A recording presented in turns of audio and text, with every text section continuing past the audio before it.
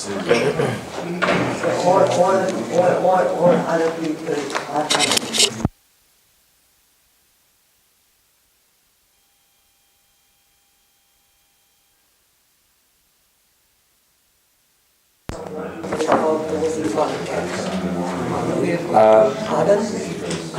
So yesterday we learnt about the two sources of credit, credit arising out of saving and credit arising out of consumption, and we talked about the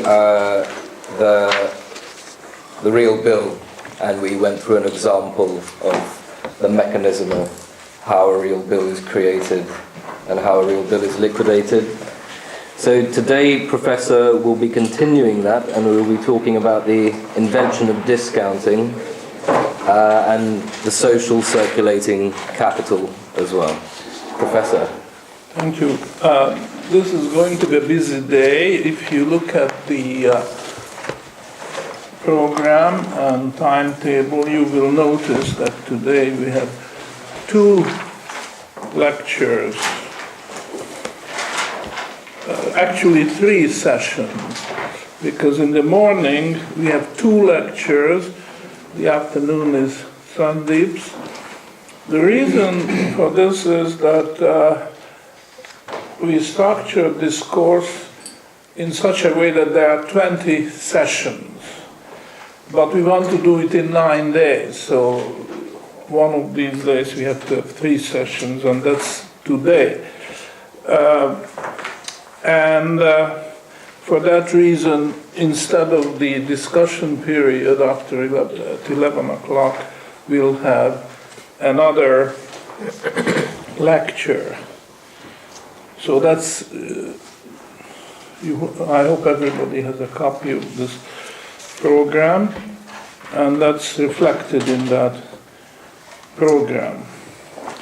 So this session which I'm doing right now is about the invention of discounting. Let me just recall something from yesterday.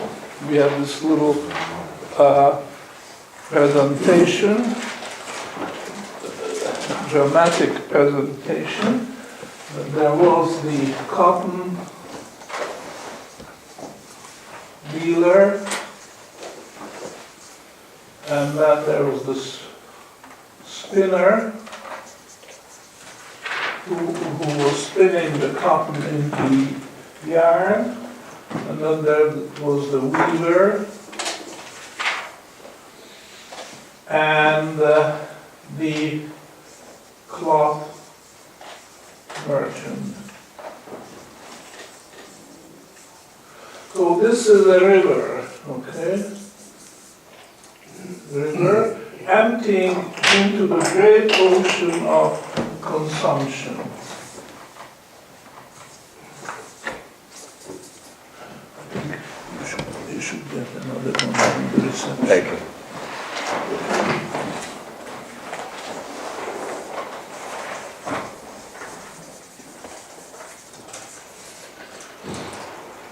And I want to compare this with other rivers, because this is just one. Here's another. Starting with the grain dealer,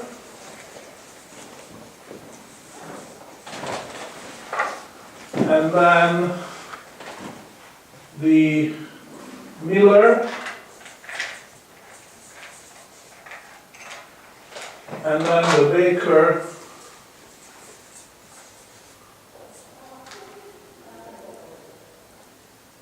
and the ultimate consumer comes here. So this river also empties into the same ocean of consumption.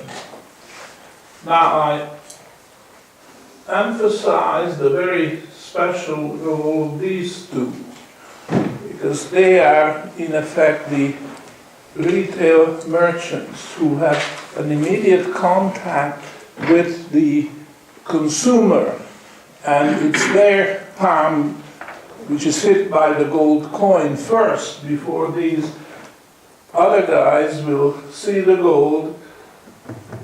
This guy will see it first, and he will have to make distribution to the other participants.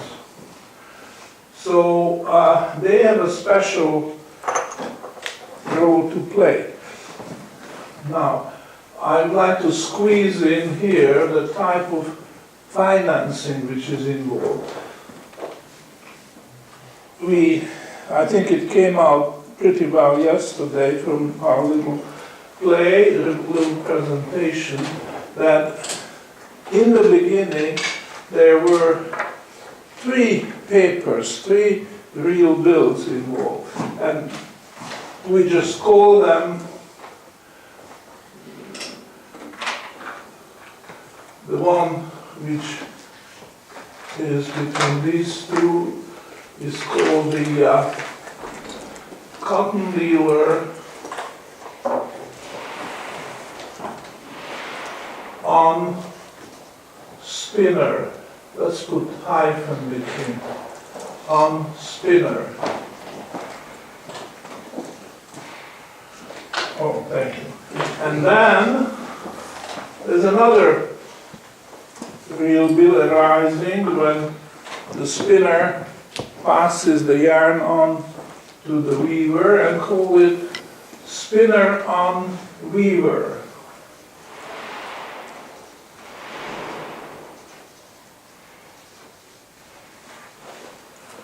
And the third one, and the last one, is the weaver on clothier. Is this the right way to pronounce clothier? Yeah. Clothier. Now, our little presentation of the play made a point that these 3 real bills are not really equal, because the really important bill is this, the last.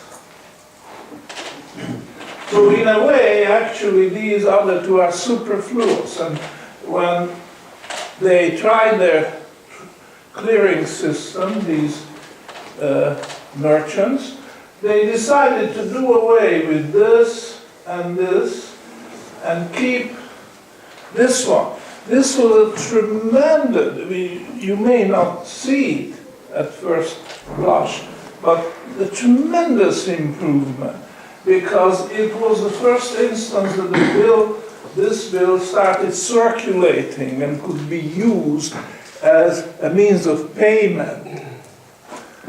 Before that, it was just one-on-one dealing between 2 merchants who knew each other very well. But it could well be that this cotton dealer has never seen, never even heard of the cloth merchant, and vice versa.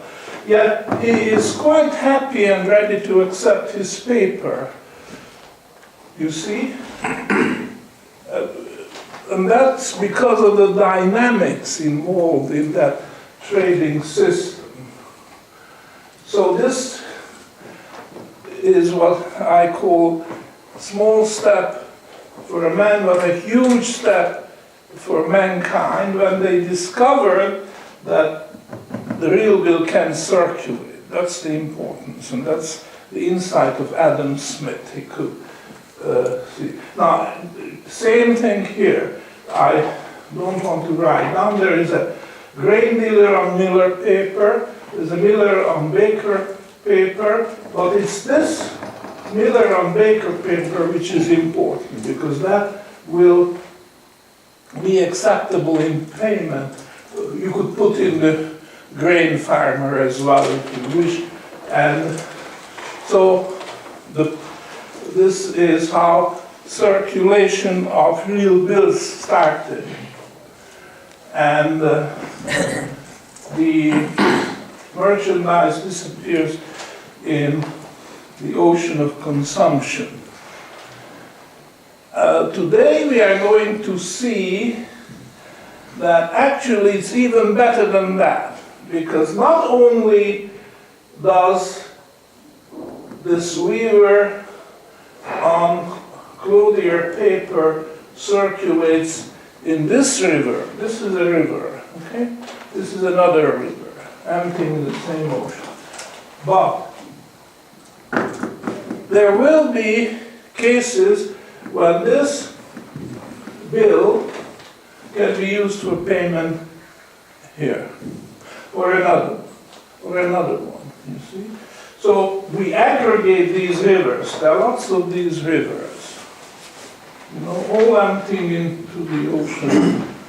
And the paper of the last stage, originating from the last stage of the trade, is a vertical layering, but there is a possibility for horizontal payment as well. This is what today's morning lecture is about, you see. So I just wanted to put this here for everybody to see the structure. There are lots of rivers, but we aggregate them, so there's just one. We imagine there's just one huge river producing consumer goods in very high demand, and the paper arising out of the last transaction in each case here will be able to circulate vertically as well as horizontally. So it becomes in effect money. The real bill becomes money, thanks to this discovery that it's acceptable in payment for all the merchants who are producing for the consumer. And not only is it acceptable, but it's just like money. The only limitation is that it's ephemeral. In other words, it has a very short lifetime, 91 days, and it has to be the gold coin. It has to mature into gold coin. It cannot mature into another piece of paper. At the end of the period, which is 91 days, it has to be paid in gold, and that's guaranteed by the fact that the consumer wants these goods badly enough. You see, if the consumer just lukewarm, doesn't want it so badly, then the system breaks down.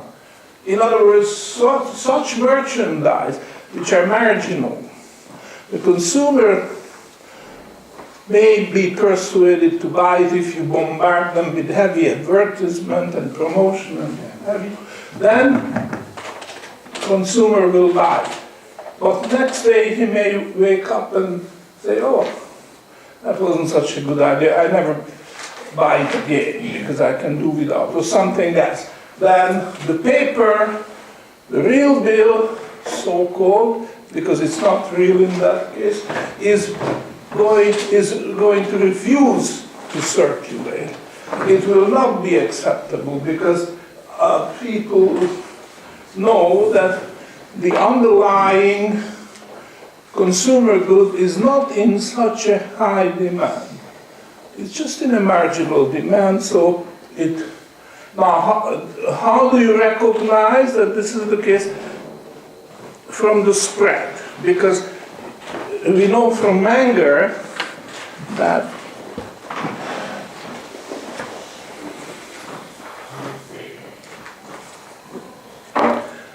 there is never a monolithic price. There's always a spread between the ask and bid prices. Now, the real bill is such a fantastic instrument because the spread between the ask and bid price in the bill market is very, very small. But should there be any doubt about the intentions of the consumer, and his or her taste may change, or there could be any number of reasons why the consumer who liked this merchandise very much yesterday, today, not interested, sorry. How do you notice that? The spread, which is normally extremely slim, widens. This is the red flag, the flashing red light, that something happened. Careful, this paper is not a real bill. It's a sub-real. Its quality has deteriorated, so unless you really have to, don't touch it. So there is a built-in warning system, and it has worked beautifully over the centuries. After all, we go back to the 14th century when real bill circulation started. So I am going to read now. We are talking about lecture 6 in the Invention of Discounting, and there is on page 2 this continuation of the story, the second greatest story, in which the gentle reader learns how discounting was invented. The weaver and clothier bill was singularly well suited to play the role of means of exchange. It's this one, but you could also think of the Miller and Baker bill.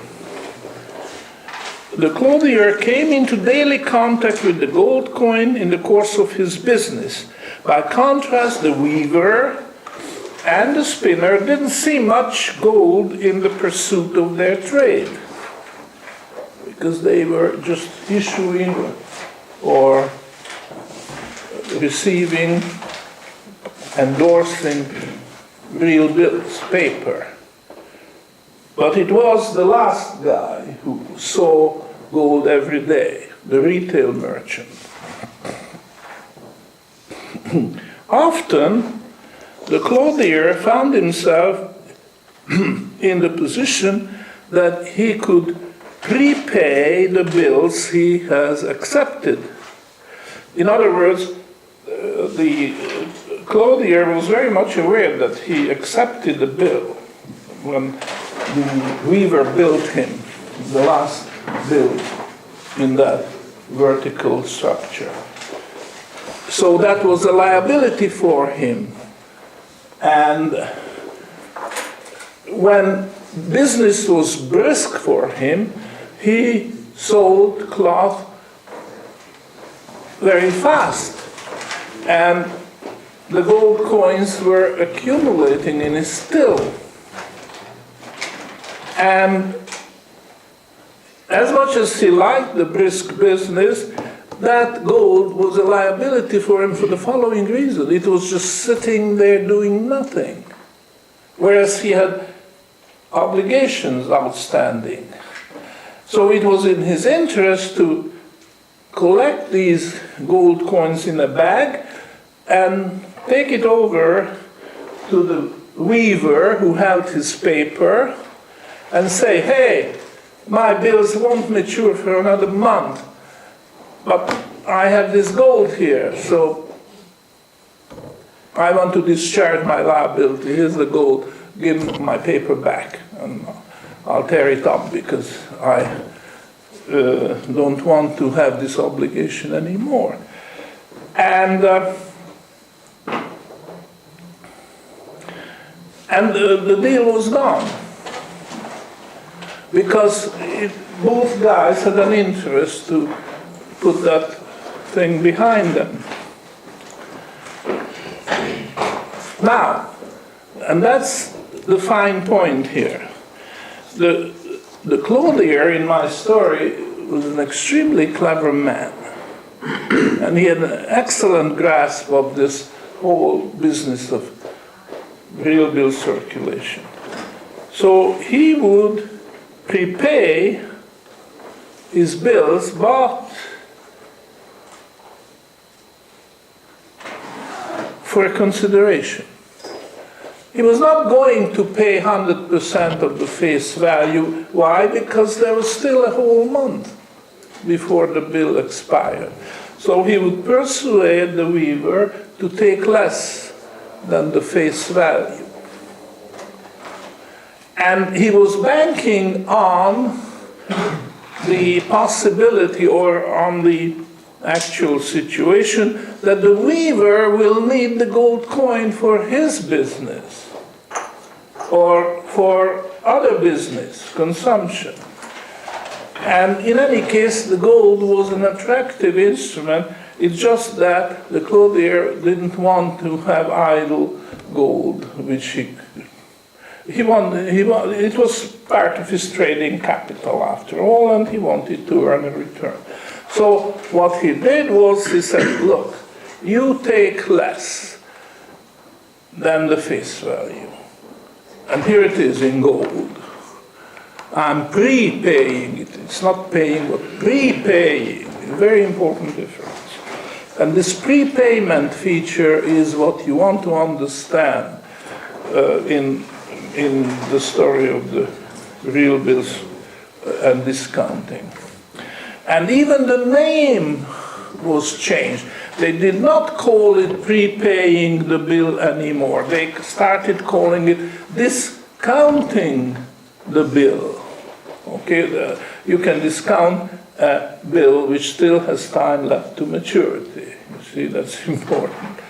So it's called bill discounting. The clothier went to the weaver and offered to discount the bill.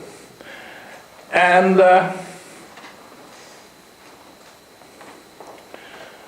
this meant, as the name suggests, a reduction to the face value of the bill proportional to the number of days left to maturity. And there was, of course, a factor.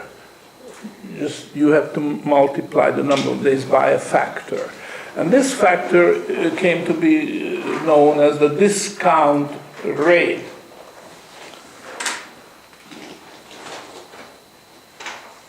And we are going to discuss in detail what determines the height of the discount rate. But let's just go through this line of thought first.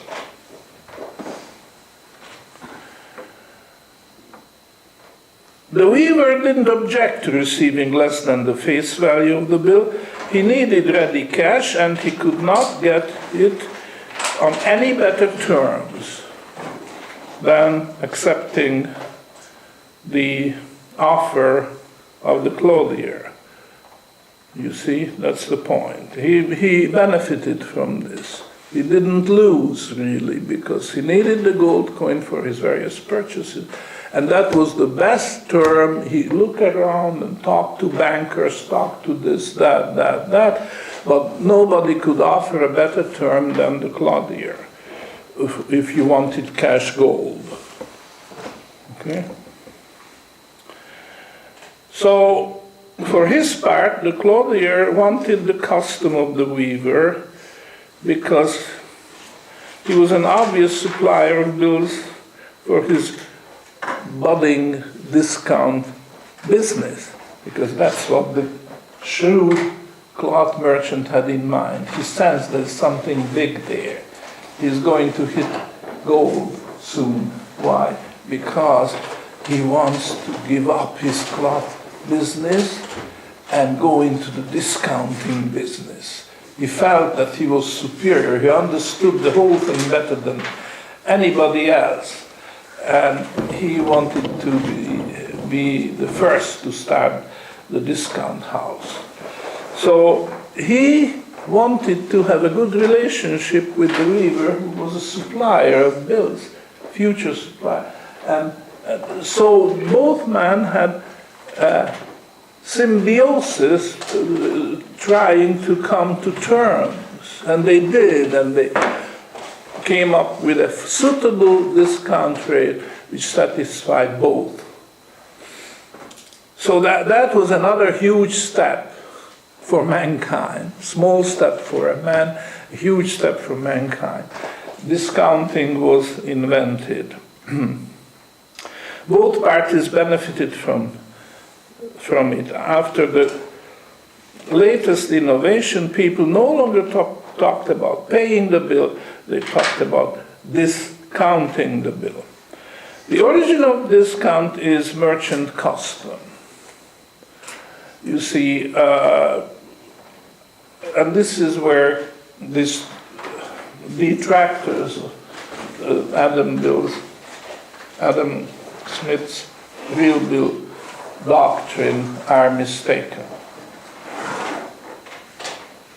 It has really never ever happened that the cotton dealer and the spinner or the grain dealer and the miller made the exchange and paid gold.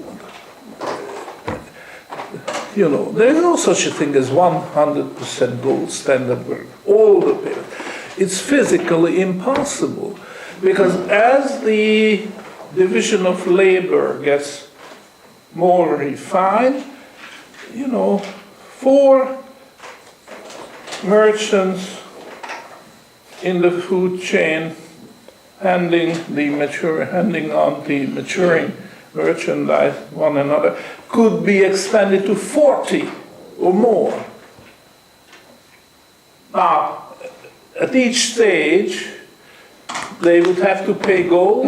That means from 4 transactions paid for in gold, you have 40 transactions paid in gold. That's a 10 times increase in the volume of gold needed to have the economy. In other words, there would be a huge obstacle in the way of refining the division of labor. So, the various possibilities of making production and trade more efficient would be blocked if you insisted that everybody must pay gold, period, no paper. You see?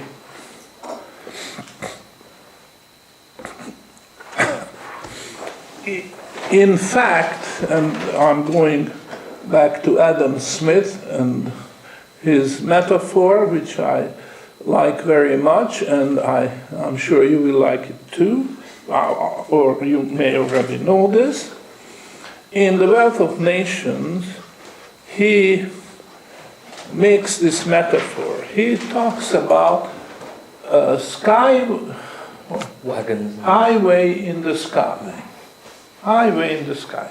This is how he explains the justification for real bills. He says that when you take or build roads from the producer to the market, where these wagons will go and carry the merchandise to the market, then you take land out of production, land which previously could have been used to produce.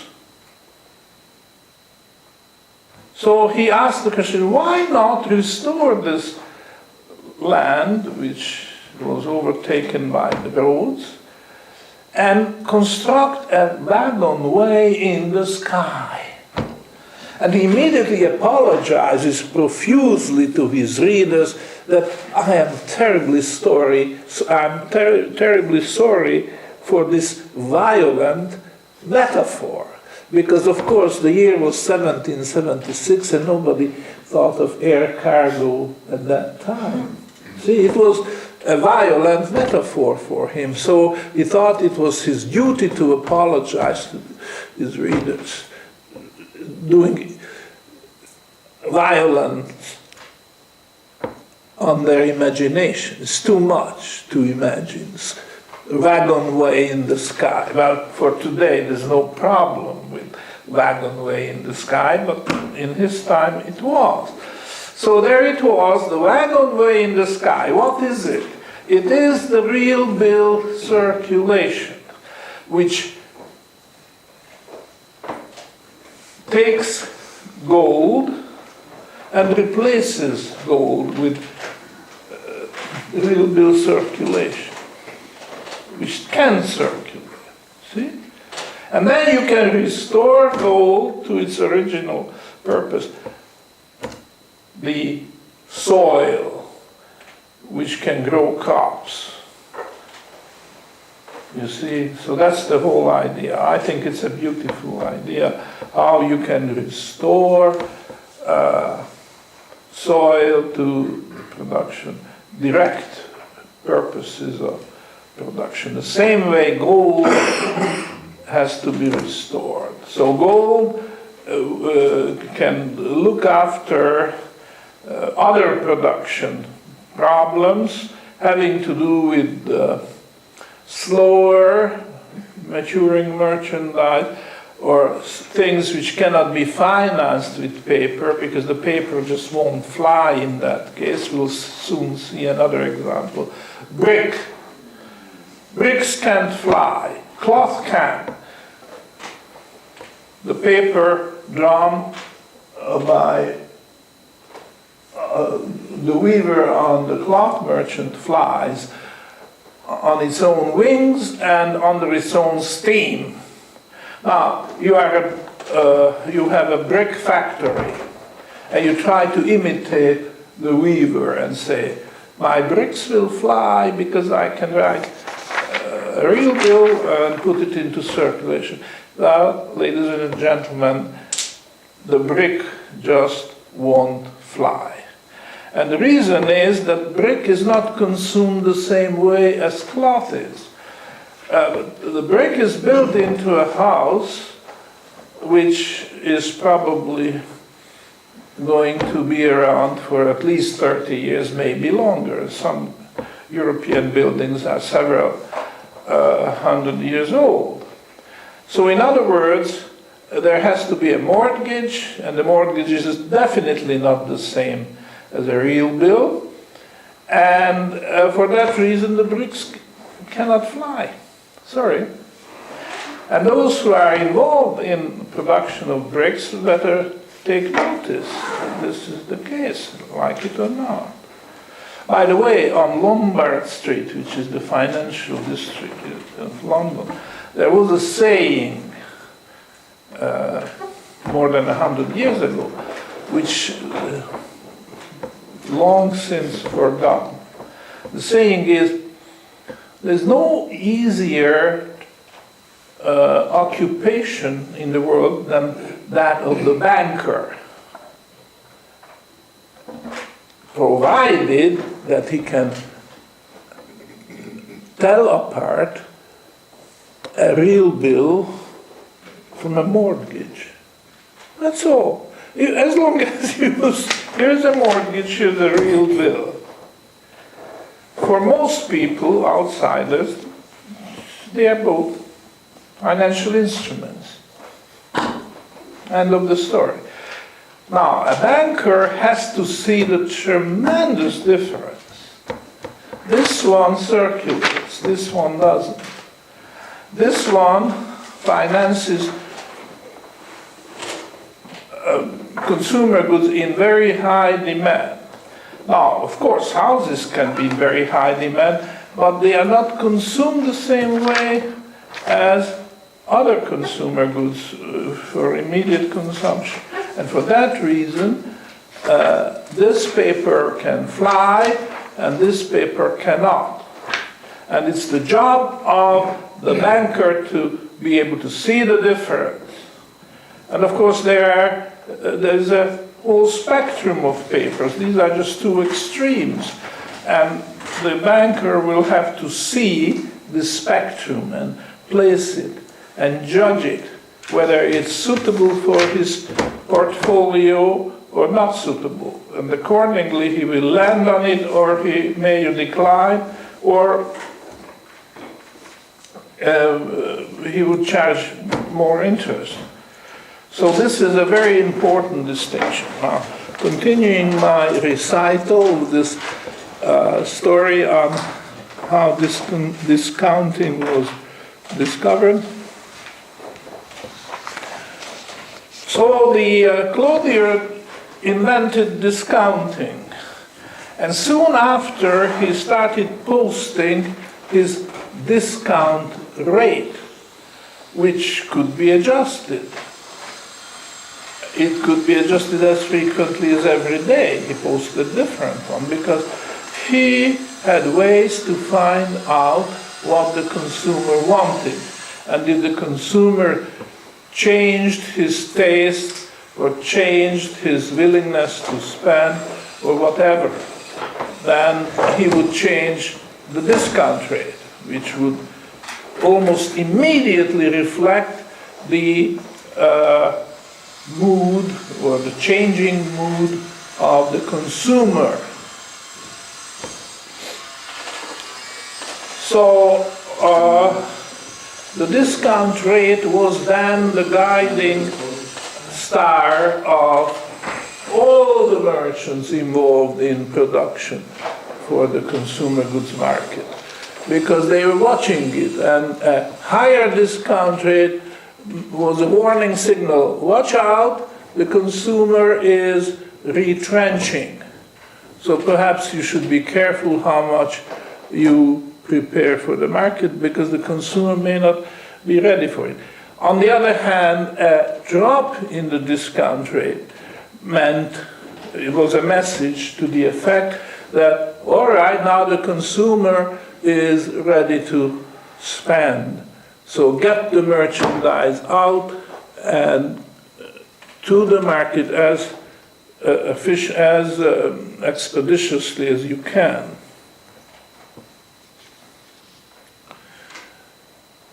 So, using a technical word, the height of the discount rate was governed by the propensity to consume, which is very different from the rate of interest, which is guided by the propensity to save. Very important difference. And I just harp back on the distinction we made at the beginning, that there is credit arising out of savings, and the gauge of that is the rate of interest, which is reciprocal of the propensity to save. So the higher the propensity to save, the lower is the rate of interest. And the lower the propensity to save, higher the rate of interest. But that's not our job here, of course. We are talking about not the rate of interest, but the discount rate. But it works the same way. The higher the propensity to consume, the lower the discount rate. And the lower the propensity to consume, the higher the discount rate. So that's what the cloth merchant observed, and this is what he did when he changed his posted discount rate every day. He looked around, asked around, and from his own business experience, he concluded that now we have to raise the discount rate, we have to lower it. So there's no politics involved, no outside, that it was just derived, the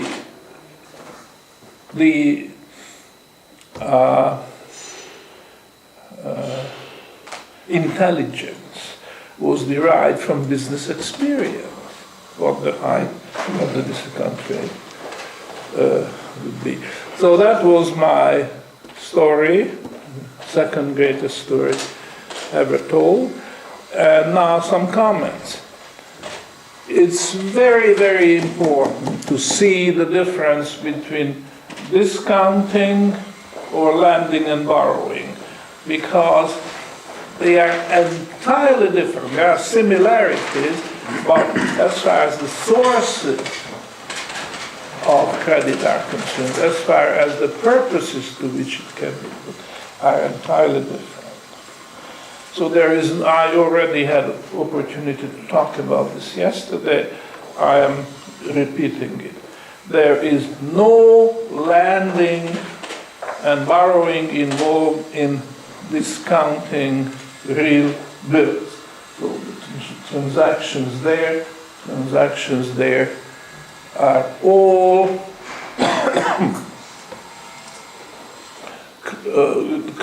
they all come under the heading clearing, and the heading lending and borrowing is entirely different.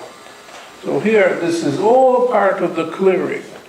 There is a demand, it's given, the consumer demand is there, and those who produce to satisfy this demand come under the heading of clearing. There's no lending and no borrowing involved. This is a very serious mistake, but most economic textbooks would make that mistake. They just don't see the difference between the two, but it's a very important difference.